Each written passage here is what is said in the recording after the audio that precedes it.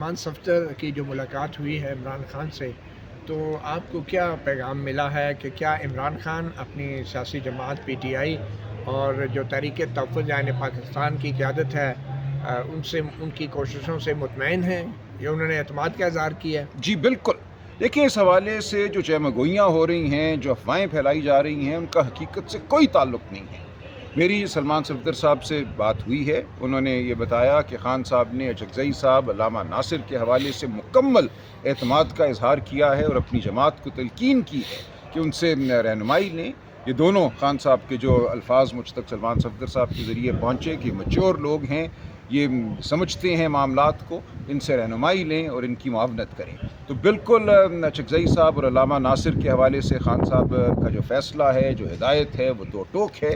اسی طرح خان صاحب نے اس دن جو کہا کہ ابھی مناسب وقت نہیں ہے راولپنڈی میں جلسہ کرنے کے لیے، اس سے بھی ان کی سوچ ظاہر ہوتی ہے کہ وہ اپنی تحریک کو، اپنی آزادی کی تحریک کو، اس ملک میں عوام کی آزادی کی، حقیقی آزادی کی تحریک کو کس طرح سے دیکھتے ہیں. ہم نے یہ تحریک بالکل چلانی ہے. اس تحریک کو ہم نے اس طریقے سے چلانا ہے کہ ملک کی فلاح ہو، عوام کی فلاح ہو اور ہم اپنی منزل مقصود تک پہنچیں. راجہ صاحب، وہ جو پارلیمنٹ کی اسٹینڈنگ کمیٹیوں سے استعفے دیے گئے تھے، اب نہ تو آپ کی پارٹی آگے جا رہی ہے نہ پیچھے آ رہی ہے، تو ان اسٹینڈنگ کمیٹی کے استعفے واپس لینے کا بھی کوئی ہدایات آئی ہیں آپ کو؟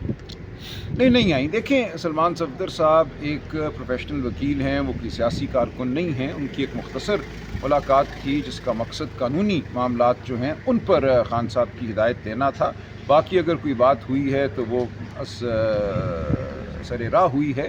تو یہ معاملات تب طے ہوں گے جب خان صاحب کی ملاقات ہوگی ان کے رفقا کے ساتھ یا ان کے خاندان کے ساتھ. تو یہ ضروری ہے. دیکھیں، آپ کسی شخص کو قید تو کر سکتے ہیں، اس کے جسم کو آپ سلاخوں کے پیچھے جو پاکستان تحریک انصاف نے اپنا جلسہ مقرر کر کے جو پاکستان کے لیے ایک اچھی امید اور ایک مذاکرات میں کسی قسم کی مداخلت نہیں کی، تو کل اگر ملاقات کی کوئی چانس ہے کہ آپ کو ملاقات کا موقع مل جائے گا فیملی کو؟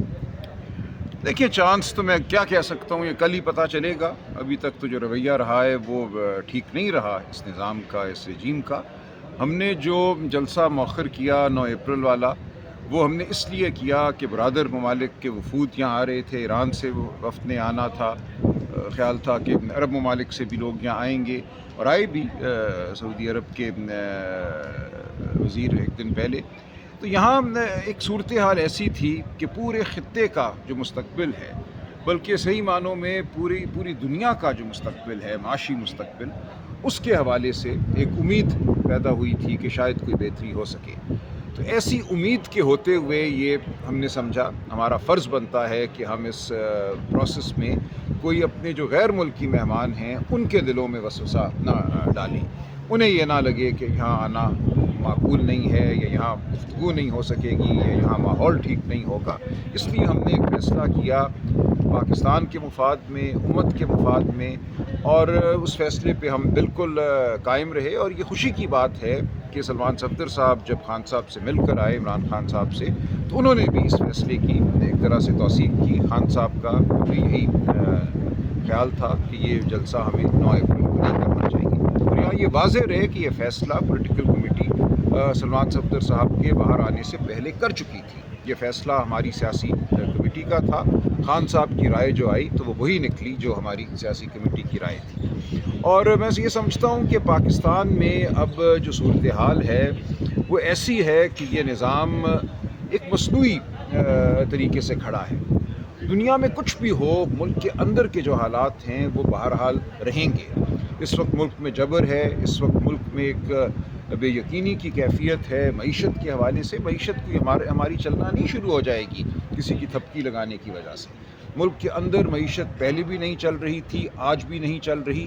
آئندہ اگر پٹرول کی قیمتوں کے حوالے سے کوئی بے یقینی کی صورتحال پیدا ہوتی ہے یا قیمتیں بڑھ جاتی ہیں، یہ جنگ اگر ختم نہیں ہوتی، مہینہ اور چلتی ہے، چند ماہ اور چلتی ہے، تو یہاں ایک خوفناک صورتحال پیدا ہو جائے گی. اور ایسی صورت میں کوئی مصنوعی نظام کھڑا نہیں رہ سکتا. آپ نے دیکھا ایران میں قوم اور ریاستی اداروں کے درمیان مکمل ہم آہنگی تھی. اسی لیے وہ ایک اتنی بڑی سپر پاور، جو اپنے آپ کو سپر پاور سمجھتی تھی یا سمجھتی ہے، اس کا مقابلہ کر سکے. تو جب قوم میں यगानगत होती है, जब इदारे रियासती इदारे कौम के साथ खड़े होते हैं तो वो कौम बिल्कुल एक सीसा पिलाई दीवार बन जाती है, उसको शिकस्त देना नामुमकिन हो जाता है। यही सूरत हम समझते हैं पाकिस्तान की है। पाकिस्तान को दोनों अतराफ से ख़तरात लाहक हैं, हमारी मशरक़ी सरहद हो या हमारी मगरबी सरहद हो। पाकिस्तान से ज़्यादा शायद किसी मुल्क को ज़रूरत नहीं है अंदरूनी हम आहंगी की। आप अपनी कौम को दबाकर, उसके वोट को चुराकर, उसकी आवाज़ को दबाकर, उसकी राय को मस्ख करके ये निज़ाम हुकूमत नहीं चला सकेंगे। 8 फरवरी 2024 का तारीख दिन तो नहीं, तारीख शाम और तारीख रात जो है ये कौम नहीं भुला सकेगी। उस दिन पाकिस्तानी कौम निकली, करोड़ों लोग निकले और उन्होंने बेबाकाना वोट दिया उस जमात के लिए जिसका आपने सिंबल तक छीन लिया था। लेकिन आपने फिर उस वोट को नहीं माना, आपने उस वोट को मस्ख करने के लिए एक बर्बरियत का दौर शुरू किया इस मुल्क में जिसकी मिसाल नहीं मिलती। 26वीं और 27वीं तरमीम के ज़रिए आपने अदालती निज़ाम को बिल्कुल मुनहदिम कर दिया। ये कोई तरीका नहीं है मुल्क को चलाने का कि आप अंदरूनी जो इदारे हैं उनको तबाह कर दें। बिलाखिर रियासत की कुव्वत, कौम की कुव्वत इदारों के बलबूते पर होती है। जब इदारे तबाह हो जाएं तो कोई फ़र्द वाहिद खड़ा नहीं रह सकता। तो हम यही तवक्को करते हैं कि पाकिस्तान तहरीक इंसाफ जो कौम की आवाज़ है, जो कौम की सबसे बड़ी सियासी जमात है, उसको एतमाद में लिया जाएगा। इस वक्त मुल्क में जगानगत की ज़रूरत है। हमने अपने तर्ज़ अमल से ये ज़ाहिर किया है, खा वो भारत के साथ पिछले साल की जंग हो या वो ये मौजूदा जंग हो के दरमियान हुई, हम बिल्कुल खड़े हैं मुल्क की मुफाद के साथ। हम मुल्क की सबसे बड़ी जमात ही नहीं, मुल्क की सबसे मुहिब वतन जमात भी हैं। हम आवाम की आवाज़ हैं। हम अपने सिपाहियों के साथ खड़े हैं। अपने सिपाहियों के हर खून के कतरे को हम मुक़द्दस जानते हैं। हम कौम की मईशत जो है और जो मईशी मामलात हैं उनको सुधारने के लिए खड़े हैं। तो पाकिस्तान तहरीक इंसाफ हरगिज़ कोई ऐसी जमात नहीं है जो इंतशार चाहे, ऐसी जमात नहीं है जो कौमी मुफाद के बरक्स कोई अमल चाहे। हम हर सतह पे चाहते हैं कि पाकिस्तान तहरीक इंसाफ को साथ लिया जाए, जमहूरी तरीके से साथ लिया जाए। जमहूरियत, आज़ादी सहाफ़त, अदलिया की आज़ादी, ये तमाम वो उसूल हैं, ये तमाम वो इदारे हैं या वो मैं कहूँगा सुतून हैं जिन पर इस रियासत को खड़ा होना है। ये वो सुतून हैं जिनकी बुनियाद पर कायद-ए-आज़म ने इस मुल्क का मैं समझता हूँ तसव्वुर जो है वो रखा था। उनकी 11 अगस्त 1947 की तकरीर हो या उसके बाद की लातादाद तकारीर उनकी रहलत से पहले, हर तकरीर में उन्होंने यही कहा कि हर शख्स को, हर इदारे को अपने दायरे में रहकर काम करना है। इस मुल्क का मुस्तकबिल जमहूरियत से जुड़ा हुआ है। जमहूरियत के अलावा कोई और निज़ाम इस मुल्क को नहीं चला सकेगा, जबर का निज़ाम नहीं चला सकेगा। तो हम कायद-ए-आज़म के फरमूदात के साथ खड़े हैं और इंशाअल्लाह हम ये समझते हैं कि अब वो मौका आ गया है, तारीख़ का वो लम्हा आ गया है जब हर एक को होश करना होगा और जो ताकत के नशे में बदमस्त हैं उनको भी ये देखना होगा कि कैसे इस कौम को साथ लेकर चलना है।